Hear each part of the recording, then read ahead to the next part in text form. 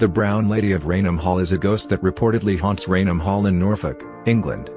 It became one of the most famous hauntings in the United Kingdom when photographers from Country Life magazine claimed to have captured its image.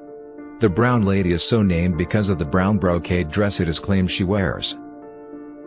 According to legend, the Brown Lady of Raynham Hall is the ghost of Dorothy Walpole, 1686–1726, the sister of Robert Walpole, generally regarded as the first Prime Minister of Great Britain.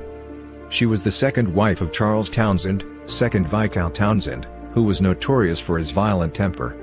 The story says that when Townshend discovered that his wife had committed adultery with Lord Wharton, he punished her by locking her in her rooms in the family home, Raynham Hall.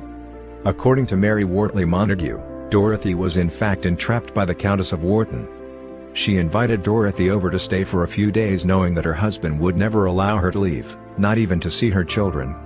She remained at Raynham Hall until her death in 1726 from smallpox. The first recorded claim of a sighting of the ghost was by Lucius C. Stone concerning a gathering at Raynham Hall in the Christmas of 1835. Stone says that Charles Townshend had invited various guests to the hall, including a Colonel Loftus, to join in the Christmas festivities. Loftus, and another guest named Hawkins said they had seen the Brown Lady one night as they approached their bedrooms, noting in particular the dated brown dress she wore. The following evening Loftus claimed to have seen the Brown Lady again, later reporting that on this occasion he was drawn to the spectre's empty eye sockets, dark in the glowing face. Loftus sightings led to some staff permanently leaving Raynham Hall. The next reported sighting of the Brown Lady was made in 1836 by Captain Frederick Marryat, a friend of novelist Charles Dickens, and the author of a series of popular sea novels. It is said that Marryat requested that he spend the night in the most haunted room of Raynham Hall to prove his theory that the haunting was caused by local smugglers anxious to keep people away from the area. Writing in 1891, Florence Marryat said of her father's experience, "He took possession of the room in which the portrait of the apparition hung, and in which she had been often seen, and slept each night with a loaded revolver under his pillow. For 2 days, however, he saw nothing, and the third was to be the limit of his stay. On the third night, however, 2 young men, nephews of the baronet, knocked at his door as he was undressing to go to bed, and asked him to step over to their room, which was at the other end of the corridor, and give them his opinion on a new gun just arrived from London. My father was in his shirt and trousers, but as the hour was late, and everybody had retired to rest except themselves, he prepared to accompany them as he was. As they were leaving the room, he caught up his revolver. 'In case you meet the Brown Lady,' he said, laughing. When the inspection of the gun was over, the young men in the same spirit declared they would accompany my father back again. 'In case you meet the Brown Lady,' they repeated, laughing also. The 3 gentlemen therefore returned in company. The corridor was long and dark, for the lights had been extinguished, but as they reached the middle of it, they saw the glimmer of a lamp coming towards them from the other end. One of the ladies going to visit the nurseries, whispered the young Townshends to my father. Now the bedroom doors in that corridor faced each other, and each room had a double door with a space between, as is the case in many old-fashioned houses. My father, as I have said, was in shirt and trousers only, and his native modesty made him feel uncomfortable, so he slipped within one of the outer doors, his friends following his example, in order to conceal himself until the lady should have passed by. I have heard him describe how he watched her approaching nearer and nearer, through the chink of the door, until, as she was close enough for him to distinguish the colors and style of her costume, he recognized the figure as the facsimile of the portrait of the Brown Lady.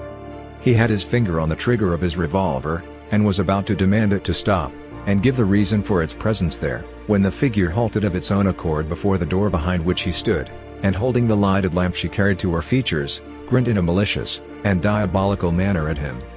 This act so infuriated my father, who was anything but lamb-like in disposition, that he sprang into the corridor with a bound, and discharged the revolver right in her face.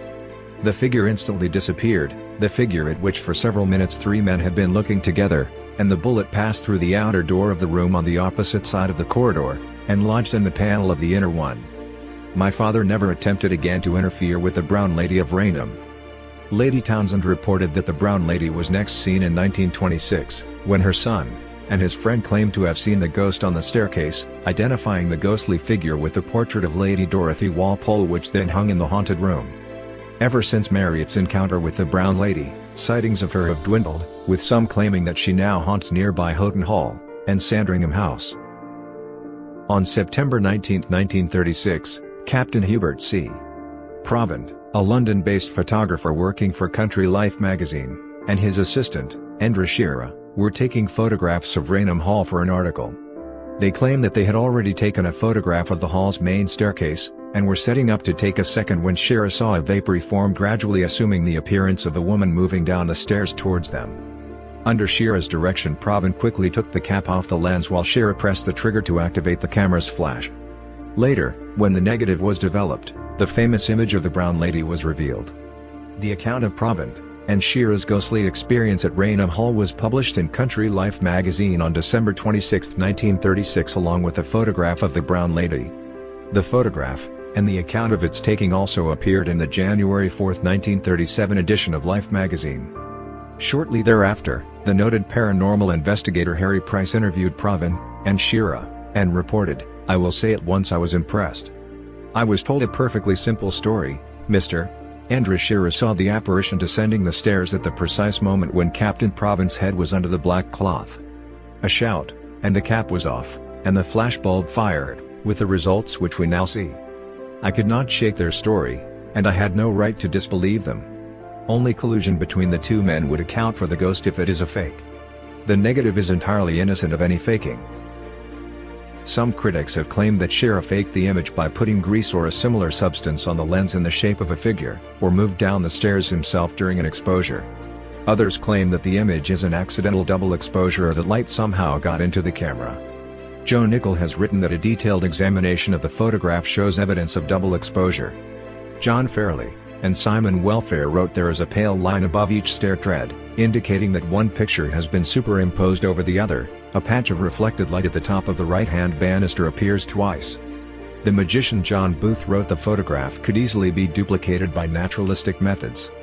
Booth had the magician Ron Wilson cover himself in a bedsheet, and descend the grand staircase at the Magic Castle in Hollywood. The faked ghost image looked very similar to the Raynham Hall photograph. Other critics point out that the image of the lady very closely resembles that of a standard Virgin Mary statue as would be found in any Catholic church, the light patch covering the bottom one-third of the image, resembling an inverted V shape, being very indicative, as the outer garment above it drapes down on either side at an angle. Also the head is covered, and the hands appear to be together as in prayer, and the square or rectangular pedestal on which she stands is also clearly visible. This strongly suggests that the photo is a simple superimposition of the Madonna statue onto the empty staircase.